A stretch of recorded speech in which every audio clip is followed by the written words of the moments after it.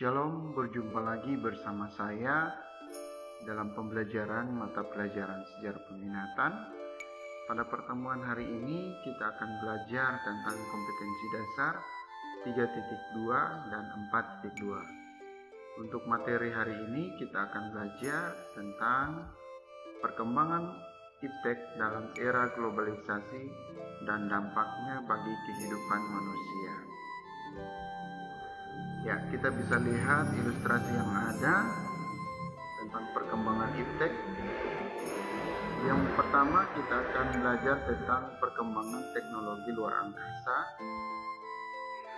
Yang kedua kita akan belajar tentang perkembangan teknologi persenjataan.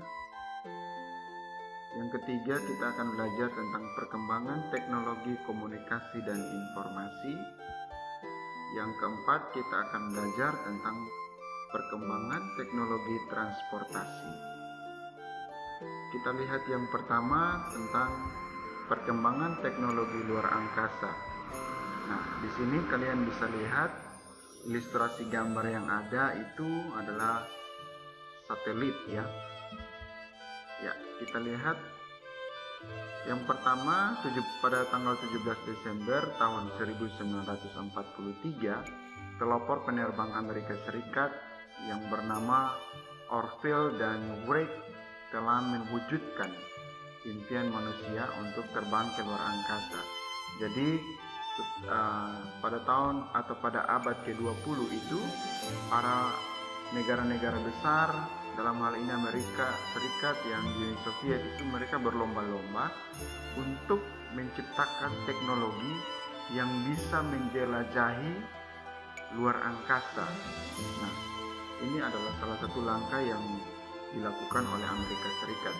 Yang kedua itu pada tanggal 21 Juli tepatnya pada tahun 1969, seorang astronot pertama yang berasal dari Amerika Serikat yang bernama Neil Armstrong berhasil mendarat di bulan dengan sandi "Elang telah mendarat, satu lompatan kecil bagi umat manusia, satu lompatan raksasa bagi umat manusia", dengan roket Apollo yang kedua. Nah, jadi dengan perkembangan teknologi yang dikembangkan oleh negara besar seperti Amerika Serikat dan Uni Soviet itu ternyata telah mendapatkan satu titik terang atau mencapai tujuannya, di mana astronot pertama yang berhasil mendarat di bulan dan menginjakan kakinya secara langsung itu adalah Neil Armstrong. Ya, jadi kedua astronot itu berhasil mendarat setelah melakukan uji coba berulang-ulang kali. Jadi itu hal yang tidak mudah, tapi itu ya kita lihat kurun waktunya ini kurang lebih 60-an tahun ya baru mereka bisa melakukan atau mendarat di bulan.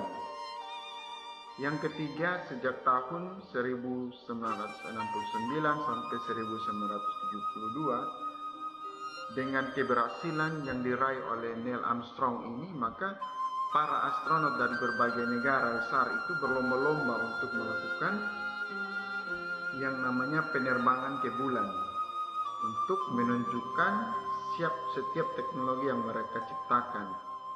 Kita lihat yang pertama itu dipelopori oleh 3 orang terkenal yang disebut sebagai atau yang diberi julukan sebagai bapak penerbang. Itu yang pertama Robert Goddard dari Amerika Serikat, yang kedua Konstantin Tsiolkovsky berasal dari Rusia atau Uni Soviet, C. Hermann Ober yang berasal dari Jerman. Jadi ketiga orang ini sebagai penggagas di negara masing-masing untuk menciptakan teknologi yang bisa menghantarkan manusia itu ke bulan. Bukan hanya mengorbit atau mengelilingi saja, tapi menginjakan kakinya secara langsung dan mengetahui secara pasti kondisi luar angkasa terkhususnya di bulan. Yang keempat, tahun 1942 seorang ilmuwan Jerman yang bernama von Braun mengembangkan rudal V2 untuk ditembakkan ke kota-kota di Eropa yang mengakibatkan kehancuran setelah Perang Dunia Kedua. Jadi berbagai uji coba dilakukan bukan hanya sebagai alat atau media yang mereka pakai untuk menjelajahi luar angkasa, tetapi mereka juga mengembangkan untuk menciptakan senjata mematikan seperti yang disebut di rudal V2 ini. Jadi untuk lebih jelasnya kalian bisa lihat pada pernyataan yang telah. Ya, ini salah satu contoh satelit pertama yang diluncurkan untuk komunikasi. Jadi satelit pertama yang diluncurkan itu fungsinya cuma dua. Yang pertama untuk radio dan yang kedua untuk televisi, untuk mengabarkan setiap informasi ataupun perkembangan yang mereka dapati atau yang mereka alami ketika berada di luar angkasa. Itu gunanya untuk mengkomunikasikan jaringan atau suara yang ditangkap oleh satelit baru diturunkan. Jadi orang-orang yang stay di pangkalan atau di tempat yang ada ini, mereka bisa mengetahui secara pasti tentang apakah masih ada kehidupan di sana atau tidak. Lanjut tentang perkembangan teknologi luar angkasa. Yang kelima, keunggulan Rusia terbukti pada tanggal 4 Oktober 1957 dengan meluncurkan satelit pertamanya dengan nama Sputnik 1. Setelah itu disusul Amerika Serikat pada 31 Januari tahun 58. Jadi 1 tahun, tidak sampai setahun ya, karena ini bulan Oktober dan Januari tahun yang baru atau tahun 58 itu Amerika langsung meluncurkan lagi satelit pertama yang disebut dengan Explorer 1. Jadi kalau mau dilihat tentang perkembangan teknologi luar angkasa ini, antara Amerika dan Rusia itu sangat berlomba sekali untuk menciptakan, sekaligus ingin menunjukkan siapa negara terhebat yang mampu menciptakan teknologi sebagai media untuk menginjakan atau menjelajahi yang namanya kehidupan di luar angkasa itu seperti apa, terkhususnya untuk di bulan.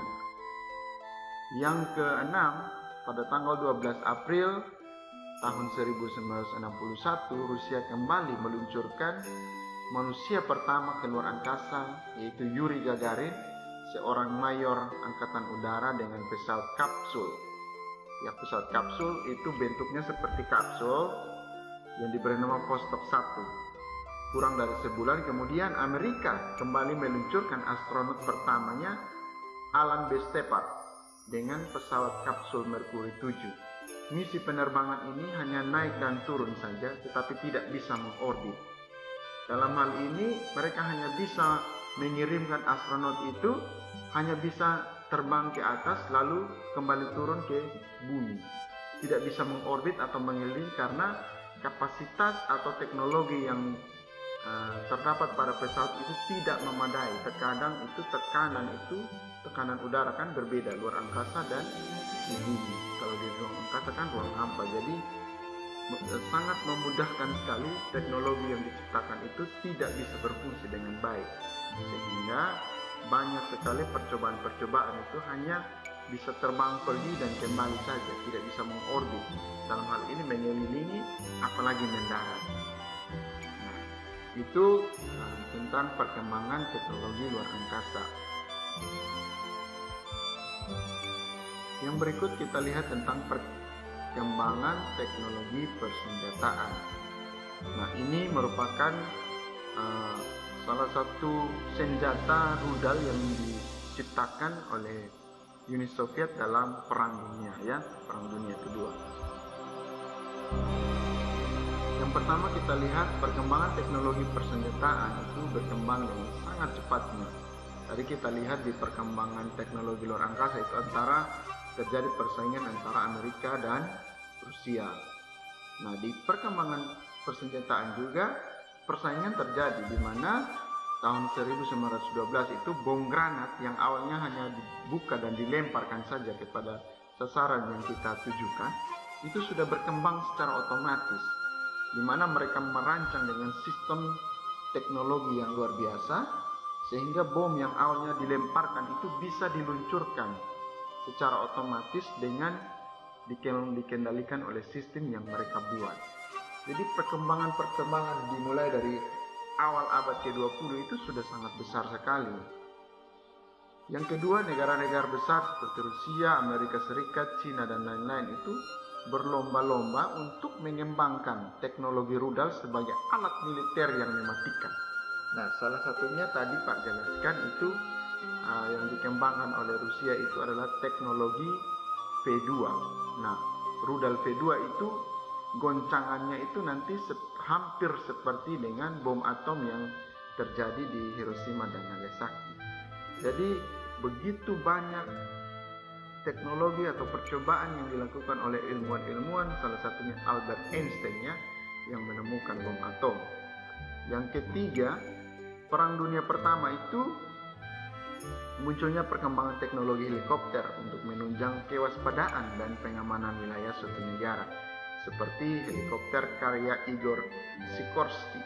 Nah, jadi selain senjata yang mereka ciptakan, mereka juga belajar untuk bagaimana menciptakan sebuah alat penerbangan yang mampu mengangkut pasukan dan juga senjata. Dalam hal ini untuk memenangkan yang namanya perang.